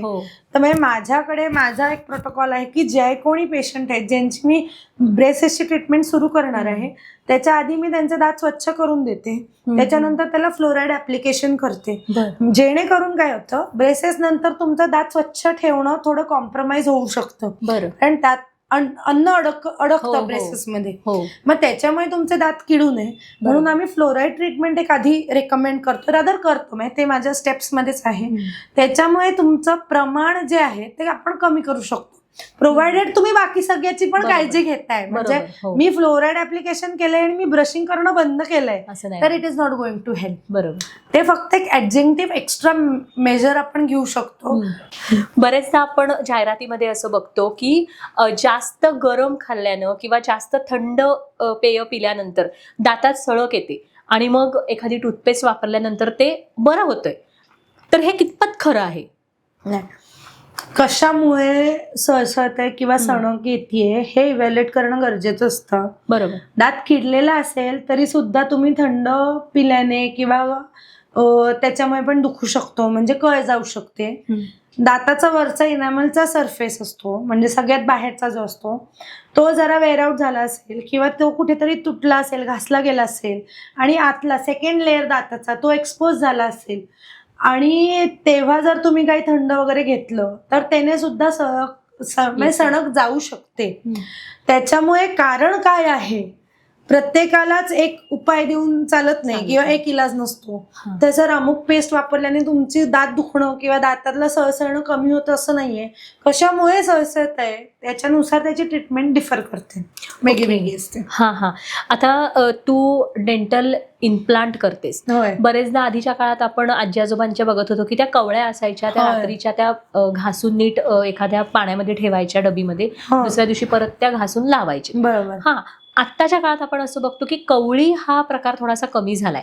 मग इम्प्लांट तुम्ही जेव्हा करता त्यावेळी कवळीसारखाच त्याचा फायदा होतो की त्याचा त्रास होतो इम्प्लांट नंतर?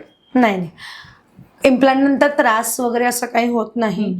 कवळी दात नसतील किंवा एक दात नसेल किंवा बरेच दात नसतील, त्याला बसवण्याचे दोन मेजर प्रकार असतात. एक तर काड्या घालायचे दात तुम्ही बसवू शकता किंवा फिक्स दात तुम्ही बसवू शकता.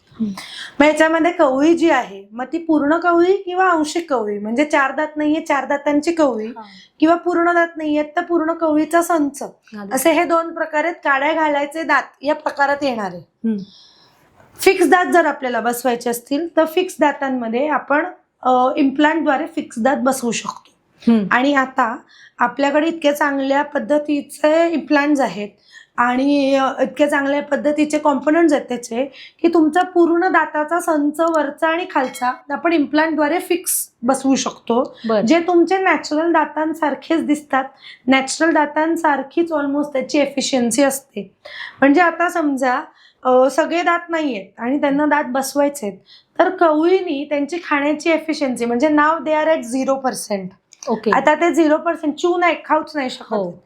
0% आहे. तर काड्या घालायच्या कवळीने आपण जास्तीत जास्त 30 ते 40% पर्यंत त्यांची एफिशियन्सी रिगेन करू शकतो, परत मिळवू शकतो.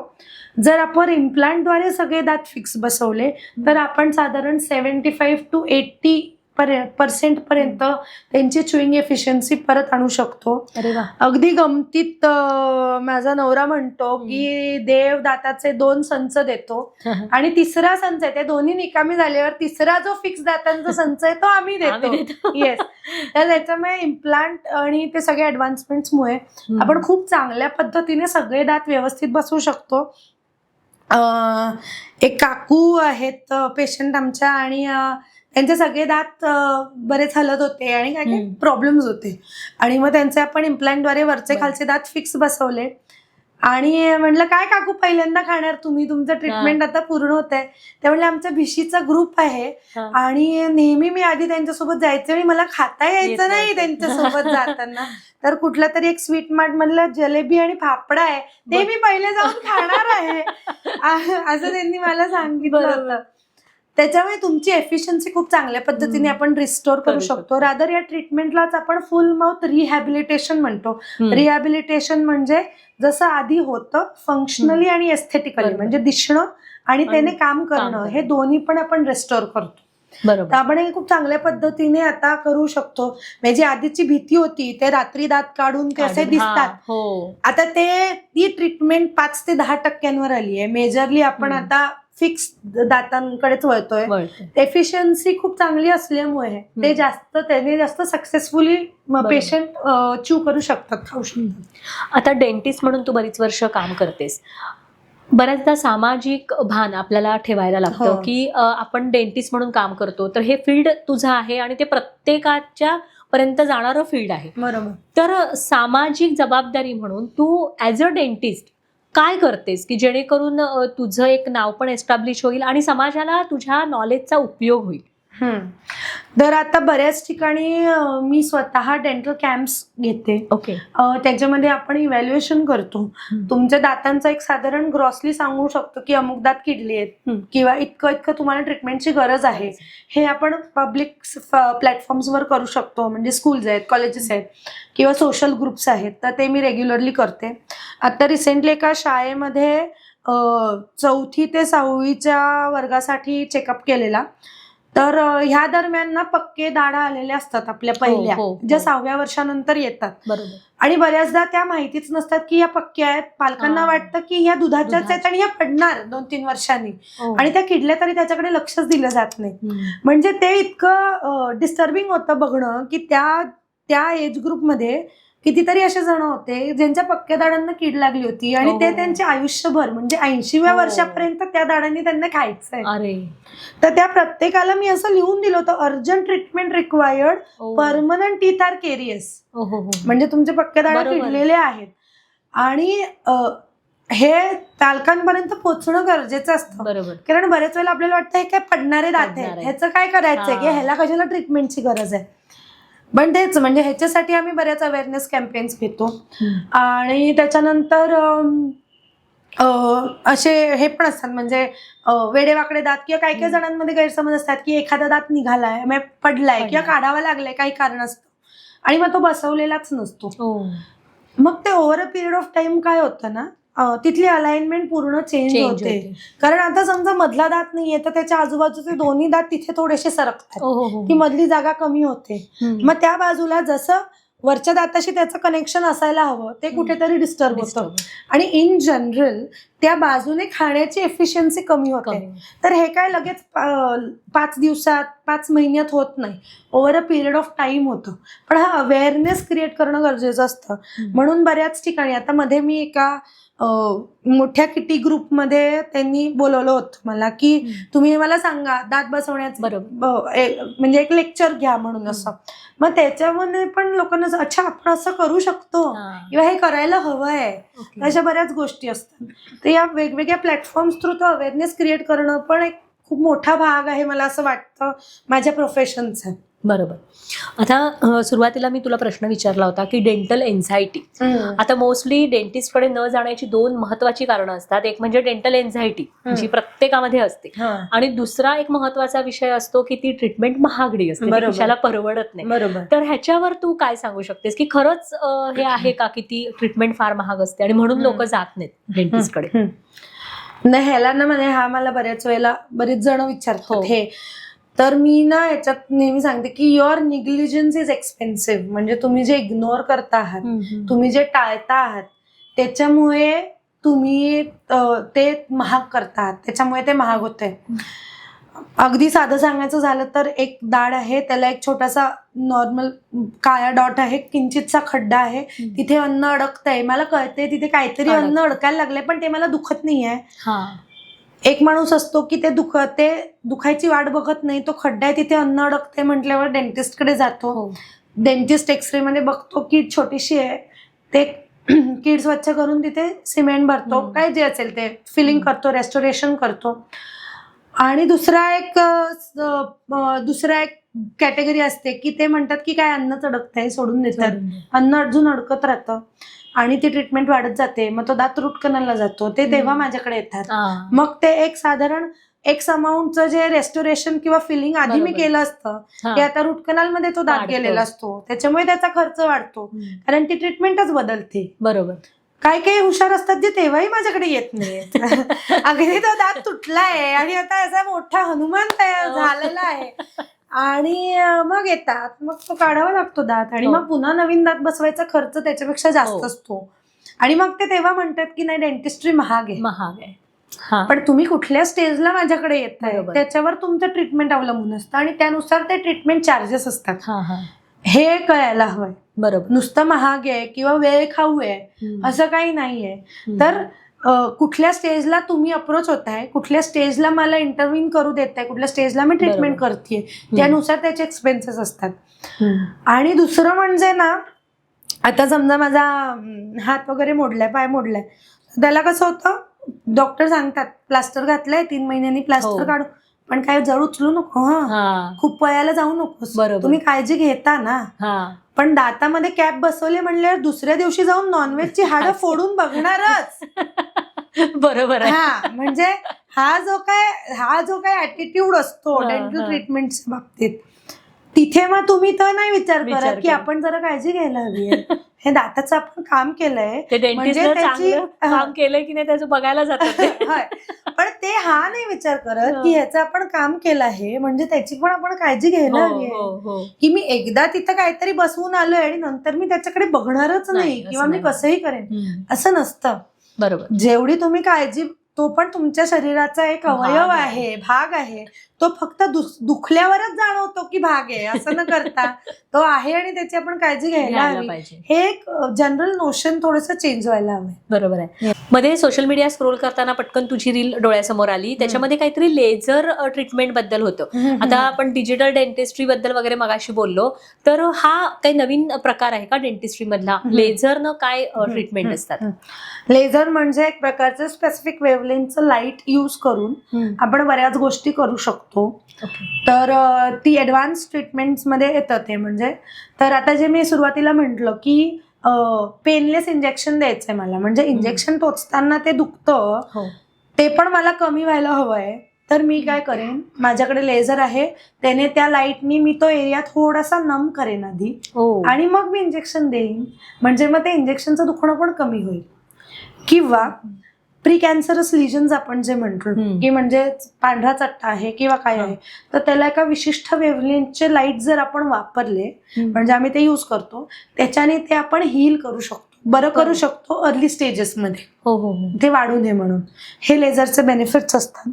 शिवाय जे आपण नॉर्मल, आता काही जणांना हिरडीचं काहीतरी पुई असते किंवा हिरडी वाढलेली असते, जिंजायवल ग्रोथ असते, तर अशा वेळेला ज्या गोष्टी आपण ब्लेडने करतो, म्हणजे जी कटिंग युजली करतो कन्व्हेन्शनली, ते जर मी लेझरने करते आहे तर ते ब्लडलेस असतं ते अतिशय पेनलेस, म्हणजे कमीत कमी पेन असतो त्याला आणि हॅसल फ्री असतं. म्हणजे त्याला मग ते मला रक्त बघून भीती वाटते असे जे असतं तर ते रक्तही येत नाही जेव्हा तुम्ही लेझरनी ऑपरेट करता. अगदी तुम्ही मोठ्यातली मोठी हिरडींची सर्जरी वगैरे जरी करायची असली तरी आता ती मी लेझरनी करते.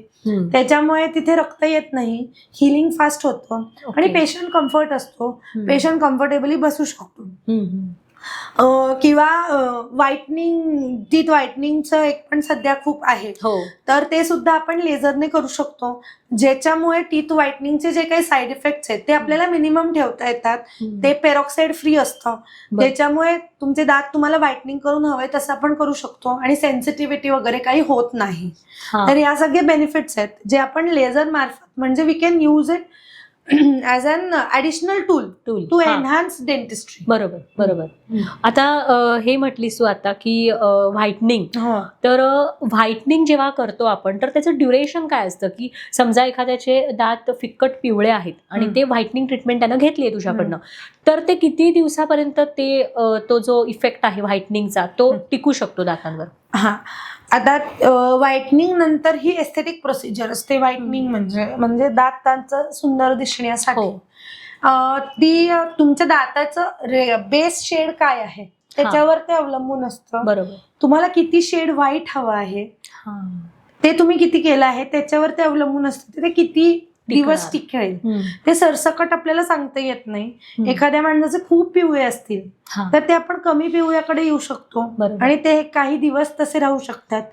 त्याच्यानंतर तुम्ही व्हाईटनिंग केल्यानंतर तुमचं कॉफी, चहा, कोल्ड्रिंक ह्याचं कन्झम्पशन किती आहे, स्टेनिंग गोष्टी म्हणजे ह्याच्यामुळे दात स्टेन होतात, त्याच्यावर ते अवलंबून असतं. पण usually what we recommend is की म्हणजे तुमच्याकडे काही ओकेजन असेल, फंक्शन असेल किंवा इन जनरल पण you are not happy with the way your teeth are looking, तर तुम्ही व्हाईटनिंग करून घेऊ शकता. आणि त्यातल्या जात जर तुम्ही लेझरने करून घेत असाल तर त्याचे side effects we can keep it to minimum. म्हणजे मी त्याच प्रश्नाकडे येणार होते आता की इनॅमेल वर त्याचा काही परिणाम होतो का व्हाईटनिंग? तर तो येस, म्हणजे थोड्या प्रमाणात होतं, पण तो इतका नाही होऊ द्यायचा की त्याने ते इनॅमलच खराब होत आहे. बरोबर. म्हणून मग आपण या प्रकारे किंवा कमीत कमी त्रास होईल, साईड इफेक्ट होतील अशा प्रकारे आपण ते डेफिनेटली करू शकतो. चिन्मयी, मगासपासून आपण खूप छान गप्पा मारल्यात. असा एखादा किस्सा आहे का ग की तू बरेच पेशंट ट्रीट केलेस, असा एखादा किस्सा आहे का, एखादा पेशंट जो तुझ्या कायम लक्षात राहिलाय? फनी नाही आहे, थोडंसं एक इमोशनल हे आहे. एक पेशंट आहेत, त्यांचे सगळे दात ना फ्लोरोसिस नावाची एक डेंटल कंडिशन होती त्यांना. म्हणजे त्यांचे दात अतिशय पिवळे होते, म्हणजे हळद लागल्यावर कसे पिवळे दिसतील असे.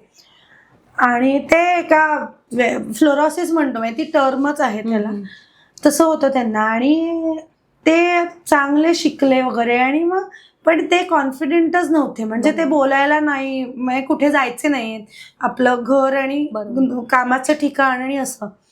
आणि सुरुवातीला म्हणजे तेवढं त्यांचं इकॉनॉमिकल नव्हतं की ते सगळं, वेळ पण नव्हता, काही फॅमिलीच्या अडचणी वगैरे. आणि मग काही जवळजवळ साधारण मला वाटतं लग्न होऊन एक मूल पण आहे त्यांना, आणि त्याच्यानंतर ते आमच्याकडे आलेले. आणि आता ते म्हणले आता मी वेळ देऊ शकतो आणि मी हे इकॉनॉमिकली पण अफोर्ड करू शकतो, आता मला हे नीट करून द्या. तर त्यांचे बरेच दातांची आपण ट्रीटमेंट केली, म्हणजे जे सगळ्या दातांची. आणि शेवटच्या अपॉइंटमेंटला जेव्हा आपण त्यांना ते दात बसवून दिले, त्या माणसाने मला आणि सरांना असं बसवलं आणि अक्षरशः आमच्या हातात घेऊन रडला तो माणूस. आणि मग त्या दिवशी असं झालं की आपण हे सगळं करतोय ते ह्याच्यासाठी करतोय असं सगळं रिअलायझेशन झालं. तो म्हटलं आज मी कॉन्फिडेंटली हसू शकलोय. मी खळखळून 32 वर्षाचे होते ते आहेत, होते 2 वर्षापूर्वीची गोष्ट आहे. 32 वर्षात मी खळखळून हसलेलोच नाहीये, कारण म्हणजे दात हसल्यावर मी कसे दिसतील हे मला नाही आवडायचं किंवा ते कोणाला दाखवायचे नव्हते. बरोबर. आणि त्या दिवशी म्हणजे तो दिवस असं मॅजिकल झाल्यासारखा झाला की अक्षरशः तो 32 वर्षाचा माणूस, डोळ्यात अश्रू होते त्याच्या, तो त्याच्या बायकोसोबत आला होता आणि थँक्यू म्हणण्यासाठी आला होता की आता मला जो कॉन्फिडन्स मिळाला आहे की आज मी जाऊ शकतो, मी एखाद्या पार्टीला जाऊ शकतो, मी सोशली जाऊ शकतो. आणि त्या दिवशी आम्हाला पण काहीतरी मस्त वाटलं, म्हणजे ते कायम लक्षात राहणार. बऱ्याच वेळेला ट्रीटमेंट होते, बरेच जण निघून जातात आणि पण आपल्या ट्रीटमेंटचा एखाद्याच्या आयुष्यावर एवढा परिणाम पडतोय किंवा एवढं हे होतंय हे रिअलायझेशन आम्हाला पण झालं. बरोबर. आणि ते खूप मॅजिकल होतं आणि ते कायम आमच्या सोबत राहणार. आणि खऱ्या अर्थानं तुम्ही एखाद्याला हसणं दान दिलंय हे फिलिंग खूप मोठं असतं खरंच. म्हणजे ते कायम लक्षात राहणार ते.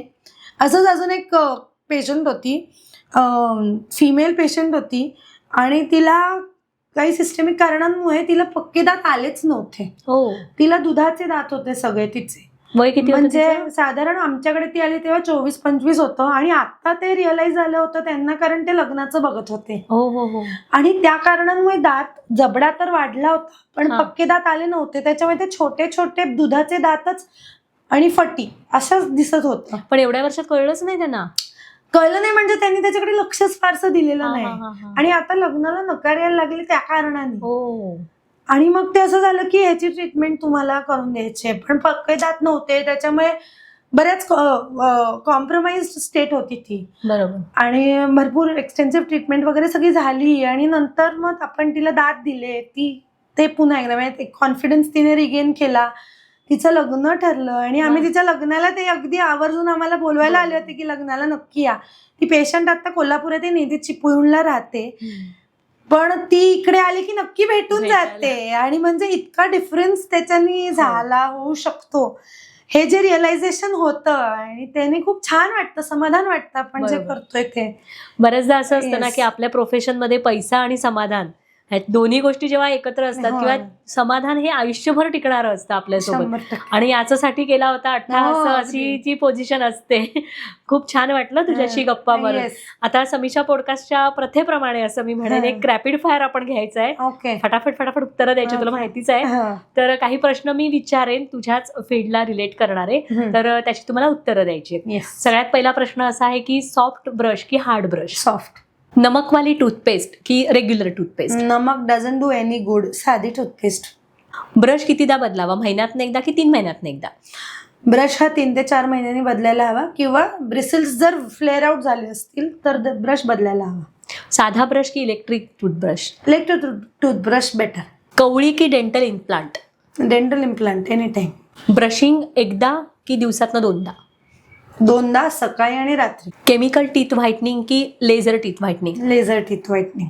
सगळ्यात पहिल्यांदा तुला थँक्यू म्हणते, कारण बऱ्याचदा आपण भेटतो खरं ह्या विषयावर आपण कधी बोलत नाही. आणि दाताचं आरोग्य म्हण किंवा दाताविषयी काही समज गैरसमज जे माझ्याही डोक्यात बऱ्याच वर्ष होते, या निमित्तानं तुझ्याशी गप्पांमधून ते गैरसमज दूर झाले आणि खूप छान वाटलं तुझ्याशी गप्पा मारून. आणि दात किंवा डेंटिस्ट या विषयाबद्दल जी भीती होती, त्या खुर्चीची जी भीती होती तुला पहिल्यांदाच मी म्हटली, ती थोडीशी कमी झाली आहे माझी आता. एकाची जरी झाली तरी खूप झालं. त्यामुळे मी बऱ्याच जणांना सांगू शकते की नाही बाबा अशी काही भीती नसते आणि ट्रीटमेंट ही योग्य वेळेत लवकर चालू करणं हे फार महत्वाचं असतं हे मी सांगेन. Thank you very much. तू समीक्षा पॉडकास्ट या भागात आलीस आणि आम्हाला तुझा वेळ दिलास. Thank you so much.